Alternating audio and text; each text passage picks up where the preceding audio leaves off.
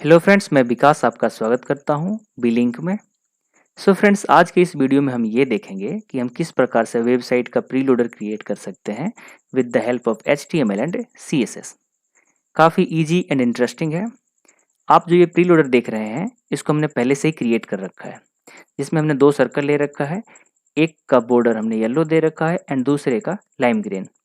इन दोनों पे हमने अलग अलग प्रॉपर्टी अप्लाई कर रखा है, जिससे एक क्लॉकवाइज एंड दूसरा एंटी क्लॉकवाइज रोटेट कर रहा है। आपको इस प्रकार का प्रीलोडर क्रिएट करने के लिए या फिर किसी भी प्रकार का प्रीलोडर क्रिएट करने के लिए कुछ सॉफ्टवेयर की रिक्वायरमेंट होगी, जहां पर आप कोडिंग कर सकें और इसके रिजल्ट को चेक कर सकें। मैं यहाँ पर कोडिंग करने के लिए ब्रैकेट का और रिजल्ट को चेक करने के लिए क्रोम का यूज़ कर रहा हूँ। आप अपने अकॉर्डिंग कोई सा भी कोड एडिटर और ब्राउज़र चूज़ कर सकते हैं जिसमें आप ज़्यादा कंफर्टेबल हो। तो चलिए शुरू करते हैं। हमने प्रीलोडर नाम से एक पहले से ही फोल्डर क्रिएट कर रखा है। इसी फोल्डर को हम ब्रैकेट में ओपन कर लेते हैं।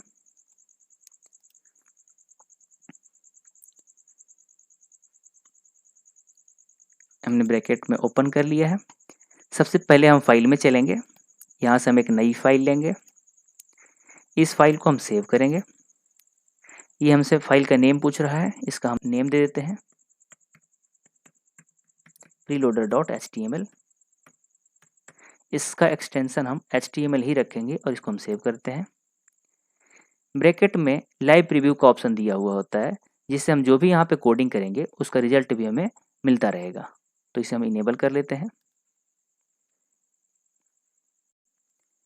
हमने लाइव प्रीव्यू के ऑप्शन को भी इनेबल कर लिया है। इसको हम थोड़ा सा रिसाइज कर लेते हैं, जिससे कि हमारा कोडिंग पार्ट और इसका रिजल्ट साथ साथ क्लियर दिखता रहे। इसको हम रिसाइज कर लेते हैं कुछ इस प्रकार से। जी, हमने रिसाइज कर लिया। अब जो भी हम यहाँ पे कोडिंग करेंगे उसका रिजल्ट हमें यहाँ पे मिलता रहेगा। तो सबसे पहले हम डॉक टाइप लिखेंगे।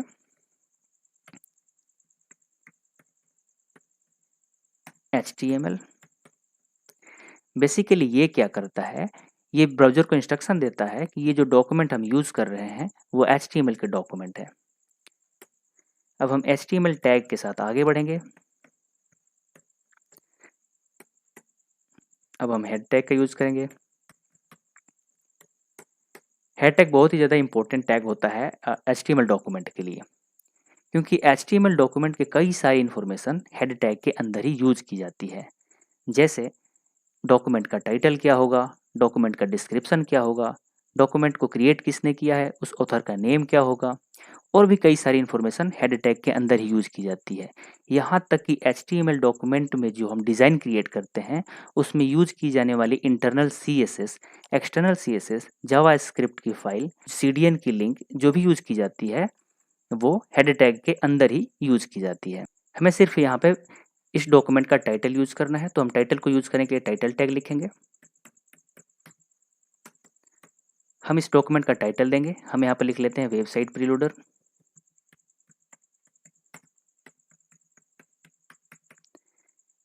हमने इसका टाइटल दे दिया। इस डॉक्यूमेंट का टाइटल हमने यहाँ पे, जैसे यहाँ पे हमने टाइटल लिखा है, हमें यहाँ पे रिजल्ट में वेबसाइट का प्रीलोडर टाइटल में शो होने लगा। अब हम आते हैं बॉडी टैग में। हमने बॉडी को स्टार्ट किया और बॉडी को एंड भी कर लिया, हमने क्लोज कर लिया। अब जो भी हम प्रीलोडर का स्ट्रक्चर क्रिएट करेंगे इस बॉडी टैग के अंदर ही यूज करेंगे, क्योंकि बॉडी टैग के अंदर ही जो भी हम कोडिंग करते हैं वही चीज़ें हमें आउटपुट में मिलता है। तो चलिए सबसे पहले हम प्रीलोडर का स्ट्रक्चर क्रिएट कर लेते हैं। डिव क्लास, हम एक क्लास लेंगे। क्लास का नेम हम देंगे बॉक्स, क्योंकि हम चाहते हैं जो भी हम सर्कल लेंगे वो एक बॉक्स के अंदर ही लेंगे। प्रीलोडर के लिए सबसे पहले एक सर्कल लेते हैं, डिव क्लास, उसका हम नेम देंगे प्रीलोडर 1। आप चाहें तो इसमें कोई सा भी नेम दे सकते हैं, क्लास का कुछ भी नेम हो सकता है। तो इसको हमने क्लोज कर लिया। एक और हमें सर्कल चाहिए होगा, उसके लिए हम यहाँ भी लिख लेते हैं। इसका भी हम नाम प्रीलोडर ही रखेंगे, प्रीलोडर 2। इसको भी हम क्लोज कर लेते हैं। फ्रेंड्स, हमने प्रीलोडर का स्ट्रक्चर तो क्रिएट कर लिया, पर हमें यहाँ पे आउटपुट में अभी भी कुछ भी नज़र नहीं आ रहा है, क्योंकि बिना CSS के कुछ प्रीलोडर हमारा ऐसा ही दिखता है। टेस्टिंग के लिए हम यहाँ पे कुछ लिख के चेक कर लेते हैं। फ्रेंड्स, जैसे ही हमने यहाँ पे प्रीलोडर लिखा है, हमारे आउटपुट में प्रीलोडर यहाँ पे लिखा हुआ आ गया। हमने इसको बस टेस्टिंग के लिए यूज़ किया है, फिलहाल इसकी कोई रिक्वायरमेंट नहीं है, तो हम इसे रिमूव कर लेते हैं। इस फाइल को हम सेव कर लेते हैं। अब हम इस स्ट्रक्चर के ऊपर, जो भी हमारा ये प्रीलोडर है, इसके ऊपर हम इंटरनल CSS का यूज़ करके डिज़ाइन क्रिएट करेंगे और इसके ऊपर एनिमेशन अप्लाई करेंगे, जिससे कि हमारा प्रीलोडर बिल्कुल प्रॉपर वर्क करने लग जाएगा। हमें इंटरनल CSS को यूज़ करने के लिए सबसे पहले स्टाइल टैग का यूज़ करना होता है, और स्टाइल टैग जो कि हम हेड सेक्शन के अंदर ही यूज़ करेंगे। तो हेड सेक्शन में आते हैं, हम स्टाइल टैग लिखेंगे। हमने स्टाइल को क्लोज भी कर लिया।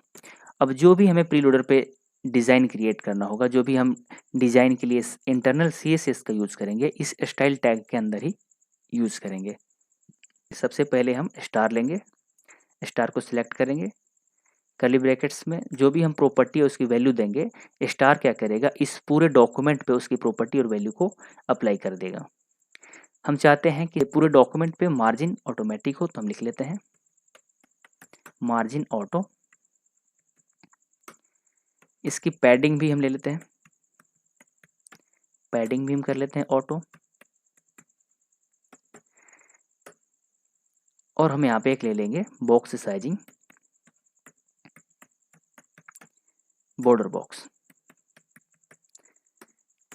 बॉक्स साइजिंग बॉर्डर बॉक्स क्या करता है कि किसी भी एलिमेंट का जो टोटल विड्थ एंड हाइट होता है, उसके अंदर ही हम पैडिंग और बॉर्डर को ऐड कर सकते हैं, और इससे उस एलिमेंट का जो एक्चुअल विड्थ और हाइट हमने दे रखा है उसमें कोई भी चेंजेस नहीं होता है, जिससे हमारी वेबसाइट का लेआउट खराब नहीं होता है।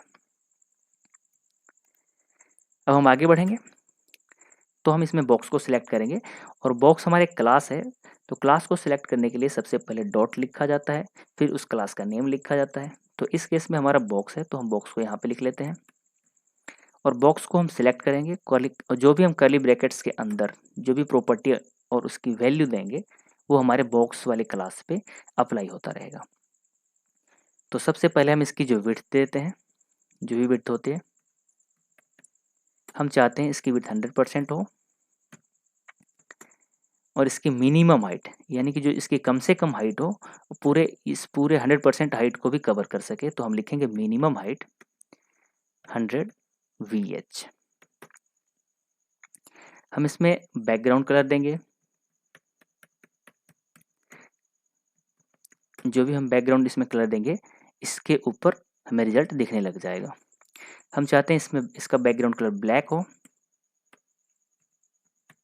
जैसे हमने फ्रेंड्स इसमें ब्लैक लिखा, हमारा आउटपुट बिल्कुल यहाँ पे नज़र आने लगा कि हमारा बैकग्राउंड इसमें भी ब्लैक हो गया। हम चाहते हैं इस बॉक्स में कुछ पैडिंग भी दें, तो हम इसमें पैडिंग भी लिख लेंगे। हम पैडिंग चाहते हैं इसमें 15 पिक्सल कर दें, तो हम यहाँ पे 15 पिक्सल लिखेंगे। अब हम इसमें लिखेंगे डिस्प्ले फ्लैग्स। हम चाहते हैं कि जो हमारा बॉक्स है वो रिस्पॉन्सिव भी बना रहे, तो हम इसमें डिस्प्ले फ्लैग्स लिखेंगे, और फ्लैग्स का जो रैप है वो हम रैप ही रखेंगे। अब हम लिखेंगे जस्टिफाई कंटेंट, कंटेंट सेंटर, क्योंकि हम चाहते हैं कि जो भी हमारा प्रीलोडर होगा वो हॉरिजेंटली सेंटर में रहे, और हम चाहते हैं कि वर्टिकली सेंटर में भी रहे। तो उसके लिए लिख लेते हैं अलाइनमेंट आइटम सेंटर।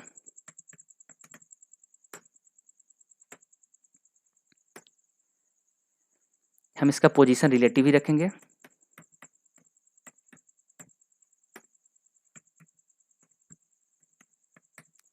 हम इसके पोजीशन को रिलेटिव ही रखेंगे।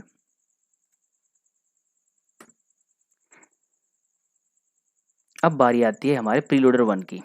प्रीलोडर 1 भी हमारा एक क्लास ही है, तो हम इसको भी सिलेक्ट करेंगे। हम यहाँ पर लिखेंगे डॉट प्रीलोडर 1, प्रीलोडर 1 के लिए फिर से कर्ली ब्रैकेट्स का यूज़ करेंगे, और जो भी इस प्रीलोडर 1 के लिए जो भी हम इसमें प्रॉपर्टी और इसकी वैल्यू देंगे, वो प्रीलोडर 1 पे अप्लाई होता रहेगा। हम चाहते हैं प्रीलोडर 1 की जो विड्थ हो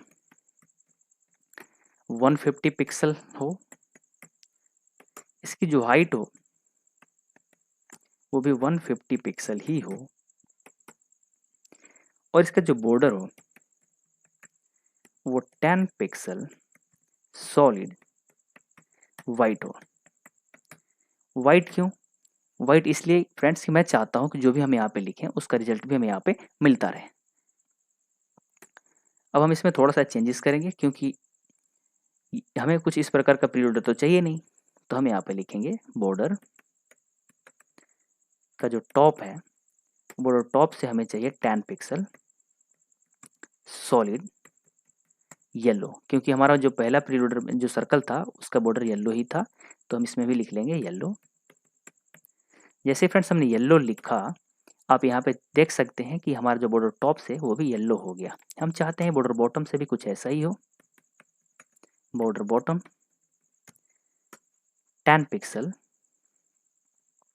सॉलिड येलो ही हो।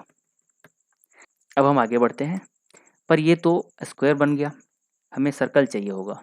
सर्कल को क्रिएट करने के लिए हम कुछ एक और प्रॉपर्टी को ऐड करेंगे। हम लिखेंगे बॉर्डर रेडियस, हम इसमें 100% भी लिख सकते हैं, 100% भी लिख सकते हैं, ये हमारा सर्कल क्रिएट हो जाएगा। पर ये 50% पर भी प्रॉपर वर्क करता है, तो हम इसमें 50% रख लेंगे, 50%। फ्रेंड्स जैसे ही हमने बॉर्डर का रेडियस 50% किया, जो हमारा स्क्वायर दिख रहा था अब वो सर्कल बन गया। अब हम आगे बढ़ते हैं, पर हमें फ्रेंड्स चाहिए क्या होगा कि ये जो वाइट कलर लेफ्ट और राइट में शो हो रहे हैं ये हमें चाहिए ही नहीं। तो जो हमने यहाँ पे सॉलिड कलर वाइट दे रखा है इसको हम ट्रांसपेरेंट कर लेते हैं। अब कुछ इस प्रकार से शो होने लग जाएगा। अब हम चाहते हैं कि ये जो प्रीलोडर है वो सेंटर में जाए, फिलहाल ये सेंटर में दिख नहीं रहा है, तो हम इसको लिखेंगे पोजीशन। इसकी पोजीशन हम एब्सोल्यूट रखेंगे। जैसे फ्रेंड्स हमने एब्सोल्यूट किया ये सेंटर में चला गया, पर हम चाहते हैं बिल्कुल प्रॉपर सेंटर में ही रहे, तो हम लिखेंगे टॉप से 0। और फ्रेंड्स ये देखते जाइए कि जैसे हम यहाँ पे जो भी टॉप से 0 करेंगे ये हमारा जो सर्कल था वो ऊपर चला गया। हम लिखेंगे राइट से भी 0 ही होना चाहिए, तो ये टॉप राइट कॉर्नर में चला गया। हम चाहते हैं कि बॉटम से भी 0 ही हो, बॉटम से भी 0 ही हो, एंड लेफ्ट से भी 0 ही हो। जैसे हमने लेफ्ट से भी 0 किया, ये ऑटोमेटिक से सेम उसी जगह पे आ गया, यानी कि फिर से सेंटर में ही आ गया। फ्रेंड्स जो हमने ये प्रीलोडर 1 के लिए जो भी प्रॉपर्टी और इसकी वैल्यू को अप्लाई किया है एक सर्कल को क्रिएट करने के लिए, हम चाहते हैं कि सेम प्रॉपर्टी प्रीलोडर 2 के लिए ही रखें। तो हम इसको ही कॉपी कर लेंगे। ये हम इस स्पेस को हटा लेते हैं, पहले थोड़ा सा ठीक लगने लग जाएगा, और इसको हम कॉपी करेंगे प्रीलोडर 2 के लिए, और ठीक इसके नीचे जाकर के हम पेस्ट कर लेंगे। अब जैसे ही हमारा दूसरा क्लास है प्रीलोडर 2, तो हम यहाँ पे प्रीलोडर 2 लिखेंगे। फिलहाल ये 1 है, इसका हम नाम जैसे 2 करेंगे, ये प्रीलोडर 2 पे सारी प्रॉपर्टी अप्लाई हो गई। पर यहाँ पे नहीं दिख रहा है, क्यों? क्योंकि ये दोनों प्रॉपर्टी एक जैसी ही हो गई और ये दोनों एक के ऊपर ओवरलैप हो गया। तो हम चाहते हैं कि इसकी साइज में थोड़ा सा चेंज करें जिससे ये हमारी विजिबल हो जाए। तो हम यहाँ पे 150 पिक्सल को थोड़ा सा चेंज करेंगे, हम चाहते हैं 75 पिक्सल ही रखें। फ्रेंड जैसे हमने 75 पिक्सल किया, इसमें थोड़ा सा कुछ चेंजेस हुआ, प्रीलोडर 2 में थोड़ा सा बदलाव हुआ। अब हम इसकी जो हाइट है, इसकी हाइट को भी थोड़ा सा चेंज करेंगे, इसका भी 75 पिक्सल ही करेंगे। सो फ्रेंड्स आप देख सकते हैं कि जो दोनों हमारा सर्कल था वो यहाँ पे शो हो गया, पर हमें इसमें थोड़ा सा कलर चेंजेस करनी है। यहाँ पे जो हमने सॉलिड कलर येलो दे रखा है, हमें इसके कलर को चेंज करना है। इसका कलर हमें लाइम ग्रीन लेना है, लाइम ग्रीन। जैसे फ्रेंड्स हमने इसके बॉर्डर टॉप का कलर चेंज किया, इस छोटे वाले सर्कल का बॉर्डर टॉप वाले का कलर चेंज हो गया। हम बॉटम वाले में भी चाहते हैं कि लाइम ग्रीन ही हो, तो हमने लाइम ग्रीन कर लिया। हमने दोनों प्रीलोडर को क्रिएट कर लिया है, पर अभी भी ये रोटेट नहीं कर रहा है। तो चलिए हम इसको रोटेट करवाते हैं। रोटेट करवाने के लिए हम इसमें एक दो प्रॉपर्टी और भी ऐड करेंगे। हम लिखेंगे एनिमेशन। एनिमेशन कितने टाइम तक अपना साइकिल को कंप्लीट करेगा, हम चाहते हैं प्रीलोडर 1 2 सेकंड तक अपने टाइम को कंप्लीट करेगा। और इसके एनिमेशन का जो नेम होगा वो हम नेम देंगे। हम इसमें एनिमेशन का नेम स्पिन रख लेते हैं। और ये प्रीलोडर 1 के लिए है तो हम इसका स्पिन 1 कर लेते हैं। अब हम यहाँ पे लिखेंगे लीनियर इन्फिनिटी। लीनियर इन्फिनिटी इसलिए क्योंकि लीनियर यानी कि इक्वल स्पीड पे कंटिन्यू चलता रहे ये एनिमेशन, ठीक है। और सेम यही वाली प्रॉपर्टी प्रीलोडर 2 के लिए यूज़ करेंगे। तो इसको हम कॉपी कर लेते हैं और यहाँ पे प्रीलोडर 2 में जा करके यहाँ पे सबसे बॉटम में पेस्ट कर लेते हैं। हम चाहते हैं प्रीलोडर 2 थोड़ा सा डिले चले, यानी कि हम इसकी टाइमिंग को थोड़ा सा चेंज करेंगे। इसको हम 3 सेकंड तक कर लेते हैं, 3s। और ये जो स्पिन 1 था हम इसको स्पिन 2 कर लेते हैं, कुछ इस प्रकार से। अब हम चलेंगे एनिमेशन को क्रिएट करने के लिए। सबसे पहले लिखेंगे @keyframes और उस एनिमेशन का नेम जिस पे हमें एनिमेशन अप्लाई करना है। तो सबसे पहले हम एनिमेशन प्रीलोडर 1 पे अप्लाई करेंगे। तो ये जो इसका नेम है इसी नेम को हमें यूज़ करना होगा यहाँ पे। तो हम लिख लेंगे स्पिन 1 क्योंकि हम प्रीलोडर 1 के लिए ये एनिमेशन क्रिएट कर रहे हैं। स्पिन 1 के बाद हम कर्ली ब्रैकेट्स का यूज़ करेंगे और इस कर्ली ब्रैकेट्स के अंदर ही एनिमेशन की कोडिंग करेंगे। हम स्पिन 1 एनिमेशन को ये बोलेंगे कि भाई जब आप एनिमेशन स्टार्ट करोगे यानी कि फ्रॉम, और फ्रॉम के बाद फिर से कर्ली ब्रैकेट्स का यूज़ करेंगे कुछ इस प्रकार से। हम बोलेंगे कि जब आप स्टार्ट करोगे तो ट्रांसफॉर्म रोटेट। जब आप स्टार्ट करोगे तो उसमें उस टाइम आपकी जो पोजीशन है वो 0 डिग्री से स्टार्ट होनी चाहिए। और जब आप क्लोज करोगे यानी कि 2 के बाद भी कर्ली ब्रैकेट्स का यूज़ करेंगे। फिर इसे लिखेंगे ट्रांसफॉर्म रोटेट। इसमें हम बोलेंगे कि जब आप एंड करोगे तो उस टाइम आपकी जो डिग्री होगी पोजीशन की वो 360 डिग्री तक होनी चाहिए, 360 डिग्री। फ्रेंड जैसे ही हमने 360 डिग्री लिखा, जो हमारा प्रीलोडर 1 है वो रोटेट करने लगा, वो भी क्लॉकवाइज रोटेट करने लगा। और हम चाहते हैं कि जो हमने प्रीलोडर 1 के लिए जो एनिमेशन रखा है वो वही एनिमेशन हमारा प्रीलोडर 2 के लिए भी हो। तो हम इसको कॉपी करेंगे, ठीक इसके नीचे जाकर के हम यहाँ पे पेस्ट कर लेंगे। और जो एनिमेशन हमने यहाँ पे 1 के लिए लिखा था, अब हम एनिमेशन 2 यानी कि जो प्रीलोडर 2 में जो हमने एनिमेशन का नेम दे रखा था यानी कि स्पिन 2, उसको हम यहाँ पे यूज़ करेंगे। हम यहाँ पे लिख लेंगे स्पिन 2। फ्रेंड जैसे ही हमने स्पिन 2 यहाँ पे लिखा, वो सारी की सारी प्रॉपर्टी हमारे प्रीलोडर 2 पे भी अप्लाई हो गई। ये थोड़ा सा डिले है, आप देखेंगे कि ये बिल्कुल इक्वल नहीं चल रहा है क्योंकि हमने इसकी टाइमिंग को थोड़ा सा चेंज किया था। प्रीलोडर 2 में हमने इसकी जो टाइमिंग रखी थी 3 सेकंड की रखी थी। पर हमें क्या करना है कि हम चाहते हैं कि प्रीलोडर 2 जो है वो एंटी क्लॉकवाइज रोटेट करे।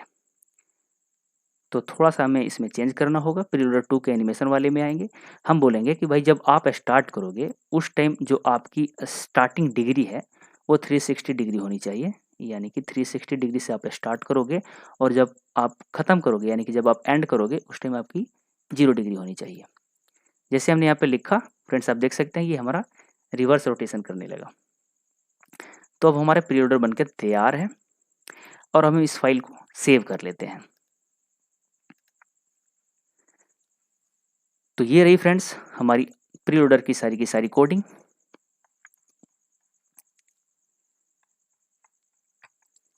अब हम इसको थोड़ा सा बड़े करके देख लेते हैं। सो फ्रेंड्स ये रहा हमारा प्रीलोडर। जो अभी हमने प्रीलोडर क्रिएट किया वो ये है, जो हमने पहले से क्रिएट किया था प्रीलोडर वो ये है। हम आपको दोनों एक साथ दिखाना चाहेंगे कुछ इस प्रकार से। ये हमारा अभी लाइव चल रहा है जो भी हम इस कोडिंग में अभी भी जो भी चेंजेस करना चाहेंगे, जैसे हम चेंज करेंगे इसमें चेंज दिखता जाएगा, पर इस वाले में हमें कुछ भी चेंज नहीं दिखेगा, क्योंकि हमने इसे पहले ही क्रिएट कर रखा था आपको दिखाने के लिए कि जो भी हम क्रिएट करने वाले हैं वो कुछ इस प्रकार से क्रिएट करने वाले हैं। सो फ्रेंड्स, आपको ये वीडियो कैसा लगा आप हमें कमेंट बॉक्स में ज़रूर बताएं, और साथ ही साथ इस वीडियो को लाइक करें और इस चैनल को सब्सक्राइब करें। Thank you.